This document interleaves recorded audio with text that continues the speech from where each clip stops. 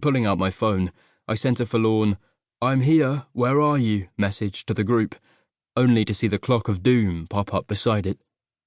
Who'd have thought an event that took place literally underground and surrounded by concrete would have bad mobile phone reception? "You do realise," warm breath brushed my cheek, "that those ears aren't even white?" I turned to find a stranger standing next to me. Quite a cute stranger, with that pointy, foxy look I've always found weirdly charming. "Yeah, but I was late, and you're not wearing a costume at all." He grinned, looking even pointier and even foxier and even more charming, then flicked his lapel aside to reveal a sticky label that read, "Nobody." "I'm guessing that's an irritatingly obscure reference." "I only wish I had such eyes," the king remarked in a fretful tone, "to be able to see nobody." "You smug git." That made him laugh. "Fancy dress parties bring out the worst in me." It wasn't quite the longest I'd spoken to a guy without fucking the whole thing up, but it was definitely climbing the leaderboard. What was important here was not to panic and try to protect myself by transforming into an unbearable wanker or a gargantuan man-slut. I hate to imagine who they bring out the best in. "Yeah, that," another grin, another flash of his teeth, "would be Malcolm." "Everything brings out the best in Malcolm. He could make people celebrate having to pay 10p for a carrier bag." "Please don't give him ideas. By the way," he leaned a little closer, "I'm Cam, but since you almost certainly misheard me, I'll answer to any one-syllable name with a vowel in the middle." "Nice to meet you, Bob." "You smug git." Even through the strobes, I caught the glitter of his eyes, and found myself wondering what colour they were away from the shadows and artificial rainbows of the dance floor. That was a bad sign. That was perilously close to liking someone, and look where that had got me.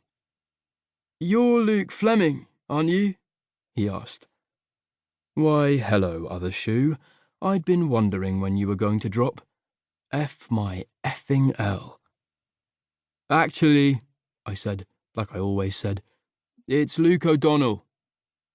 "But you are John Fleming's kid." "What's it to you?" He blinked.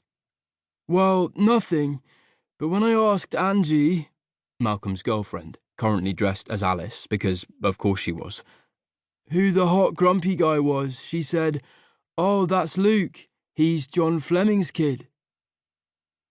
I didn't like that being the thing people told each other about me. But then again, what was the alternative? "That's Luc. His career's in the toilet. That's Luc. He's not had a stable relationship in 5 years. That's Luc. Where did it all go wrong?" "Yeah, that's me." Cam folded his elbows on the bar. "This is exciting. I've never met anyone famous before. Should I be pretending I really like your dad or really hate your dad?" "I've never even met him." A cursory Google would have told him that, so it wasn't like he was getting a major scoop here. "So I don't particularly care." "Probably for the best, because I can only remember, one of his songs. I think it was about having a green ribbon around his hat." "No, that's Steel Eye Span." "Oh, wait, John Fleming's Rights of Man."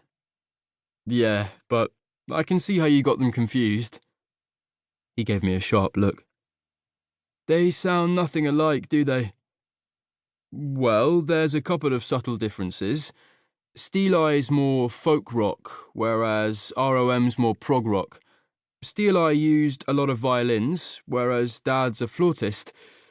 Also, the lead singer of Steel Eye Span is a woman." "Okay." He flicked another smile at me, less abashed than I would have been in his position. "So I don't know what I'm talking about. My dad's a big fan, though. He's got all the records, keeps them in the attic with the bell-bottoms he hasn't been able to get into since 1979. It was beginning to sink in that, about 8 million years ago, Cam had described me as hot.